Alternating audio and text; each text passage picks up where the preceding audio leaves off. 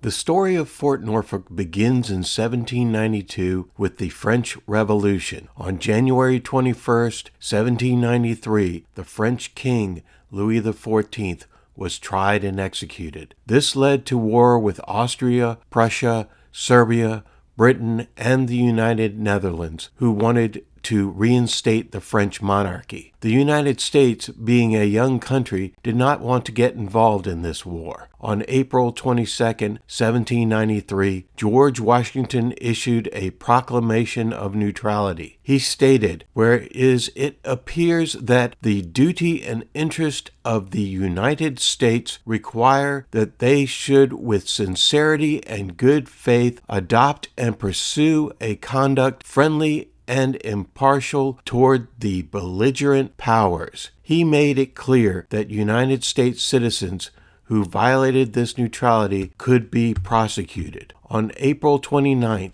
1793, Thomas Newton Jr., the commander of the militia in Norfolk, wrote to Henry Lee, the governor of Virginia, "Our situation is rather alarming. Not a gun mounted and no militia formed, and a small armed force would be able to lay us under." He also sent word of news from Charleston, which he did not know how to act on if it happened in Norfolk. He wanted to hear from the governor as soon as possible, as armed vessels would be coming in daily. The news from Charleston was that Edmund Charles Gannett, who was the French minister to the United States, had arrived in Charleston, South Carolina. He immediately began to issue privateering commissions in Charleston with the consent of the governor. These commissions authorized the bearers, regardless of their country of origin, to capture British merchant ships and their cargo with the approval and protection of the French government. In other words, legal pirates. On May 2, 1793, Henry Lee, the governor of Virginia, wrote to George Washington about the very defenseless situation of the town of Norfolk and its proximity to the sea, invites the insult and injury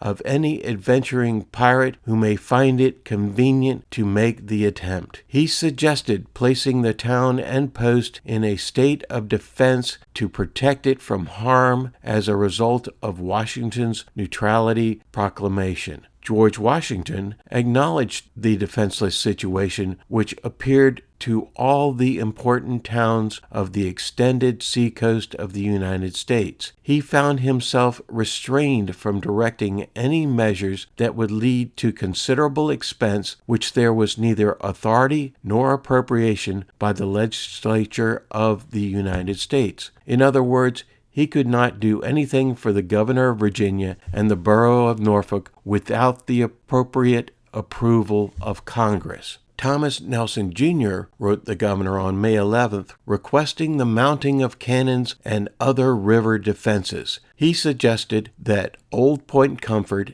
and Point Nelson, the former site of Fort Nelson during the American Revolutionary War, would be good places to fortify the river. On May 16th, 1793, the British consulate in Norfolk, John Hamilton, informed the United States that in Norfolk were the masters of 2 British vessels taken by an armed schooner under French colors. The captain was in the borough of Norfolk and, based on George Washington's proclamation, should be prevented from returning to acts of hostility against British subjects. The British Council's letter reached George Washington, but the legislature had not considered the idea of putting U.S. ports on the defensive, which meant that there was no money to do so, and therefore the president could not comply with the governor's request. He also made it clear that treaties with Holland did not allow them to arm their vessels in United States ports, and such actions should be prevented. American citizens who engage in hostile activities against nations at peace with the United States will be prosecuted. On May 24, 1793, the Secretary of War, Henry Knox, wrote to the governor of Virginia that at the port of Charleston, South Carolina, 2 vessels were commissioned, equipped, and armed as privateers. The President of the United States wants him as the commander-in-chief of the militia of his state to ensure that if at any time this occurs in his state, he will put a stop to it, detain any vessels used, and notify him of the circumstances of the case. On July 6, 1793, a French 74-gun ship arrived in Hampton and then sailed into Norfolk, followed by up to 150 smaller ships. On board these ships were a number of passengers who had been driven from Cape Francis, which is now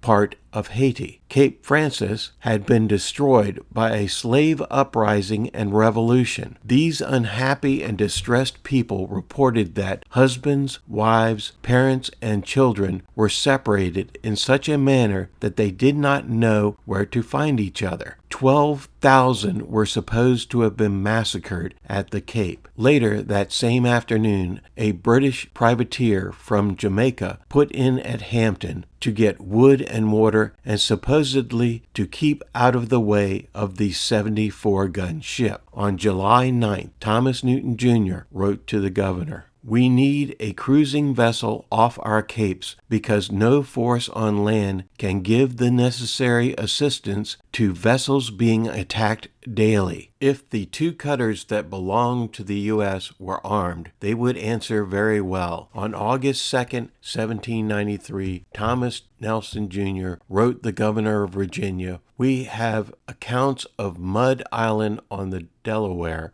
being put in order and a company of militia stationed there to be weekly relieved.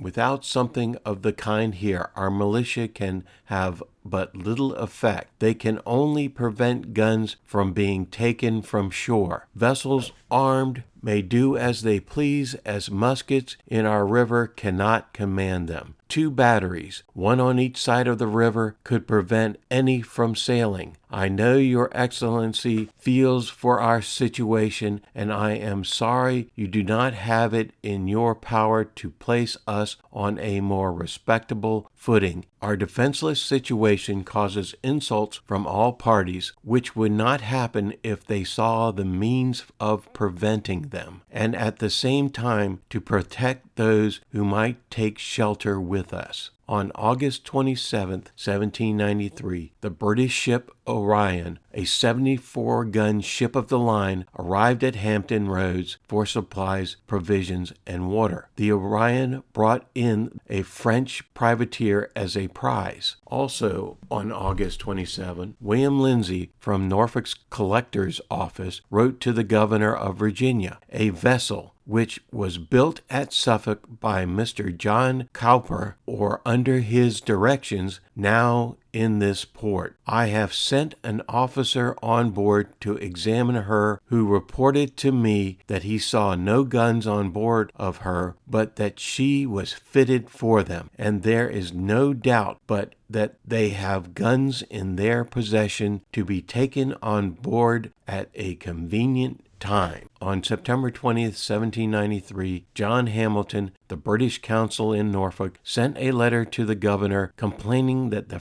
French privateer was in Portsmouth and that he was taking on supplies and wanted to exchange an equal number of 6-pound cannons for 4-pound cannons. The British consul objected that this violated the terms of America's neutrality. On November 28, 1793, Robert Taylor, the mayor of Norfolk, wrote to the governor that the ship of war Daedalus had arrived that evening, now had her sails unbent and appears to be repairing her rigging. A letter from the British consul in Norfolk, John Hamilton, confirmed that the ship arrived for provisions and some repairs. On December 22, 1793, John Hamilton, the British consul at Norfolk, wrote to the governor, "The British brigantine Cunningham, bound from Ireland to America with immigrants, was captured off the Capes of Virginia by a French privateer sometime in September last, and carried to Baltimore, and is alleged that the bridge was taken or captured within the jurisdiction of the United States. All of these events in 1793 showed that the British and French warships could continue to arrive in Norfolk, and there was no defenses in the area to control this. Tensions between these military powers continued to increase in Virginia waters. The British were also seizing American merchant ships that were trading with French colonies in the Caribbean in 1793. When Congress met again in 1794, they were concerned about the rising threats along the East Coast. March 19, 1794, Henry Knox, the Secretary of War, wrote to Henry Lee, "Congress passed a bill for fortification of ports. Norfolk was addressed." On March 20, 1794, George Washington signed into law an act to provide for the defense of certain ports and harbors in the United States. This act authorized the construction of forts in 20 ports in the United States, including Norfolk.